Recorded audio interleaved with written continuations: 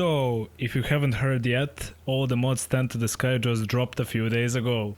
I don't know about you, but I was really excited. I jumped in, messed around, and thought, why not share some beginner tips to help you get started? So let's dive in.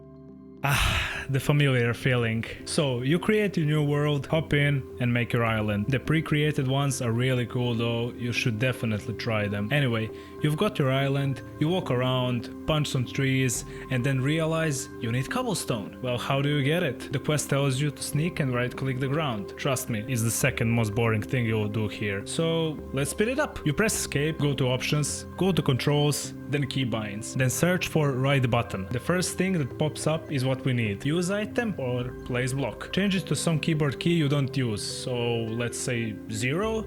Now crouch and watch the magic happen. See how much faster this is than just holding down your mouse. And please, don't be like me. Don't forget to change it back to your mouse button or you'll end up restarting your instance 4 times because you couldn't open a chest. Heading down to number 2.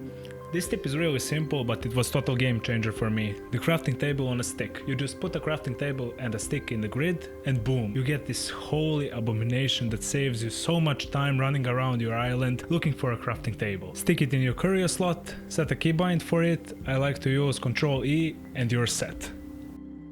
Ooh, I love this one, the satisfying one. So after you punch dirt for a good 5 minutes, if you skipped tip 1, you should have an inventory full of pebbles. What do you do with them? Simple, craft cobblestone.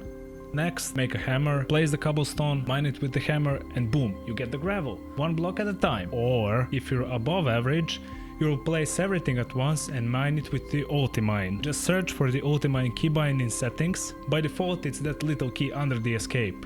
But if you're truly transcending the mental capacity of mere mortals, you'll craft a compressed hammer, just 9 stone hammers, and you'll get this absolute beast. It can and will break a lot of blocks. But here's the trick, the blocks also need to be compressed. Combine 9 cobblestone into 1 compressed cobble, hit it with your compressed hammer, and you will get compressed gravel. Craft that down into normal gravel, and boom, you're ready to sieve. Oh, and yes, compressed cobble works with Ultimine too, and hammer can be repaired with cobblestone in grid.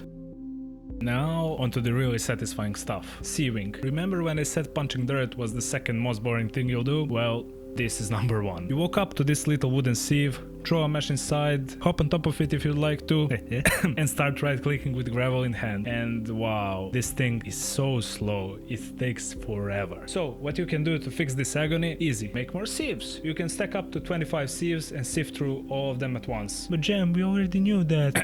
Play the drums.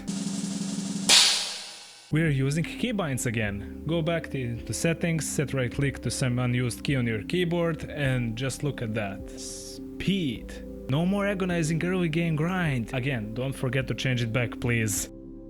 On to basic ore doubling we go. After sieving all that gravel, you'll get some materials to create ores. You mine them, get raw ores, and the worst thing you could do is put them straight into a furnace. What you want to do instead is this bad boy. Using 2 copper blocks. Yeah, I know, I just said not to use the furnace, but sacrifices must be made for the greater good. You smelt your 18 raw copper, craft this ore hammer, and then place it next to any other raw ore in the crafting grid. It will create 2 dust per ore, and each dust smelt into 1 ingot. So trust me, the investment is totally worth it. This one is for all you animal lovers who want to sheep, cows, and all that good stuff early in the game. There is an item called the Gateway of Emerald Grove. It works kind of like a wave dungeon. It spawns mobs, you slay them, and you get loot. Honestly, you'll probably be fine with just iron armor and maybe a diamond sword. It's just zombies and spiders. If you hover over the gate and press shift, you can scroll through the info. You'll notice something called a necrotic farmer. But don't panic, it's basically just a zombie villager with some armor. Once you complete the gate, it will pop and animals will spawn.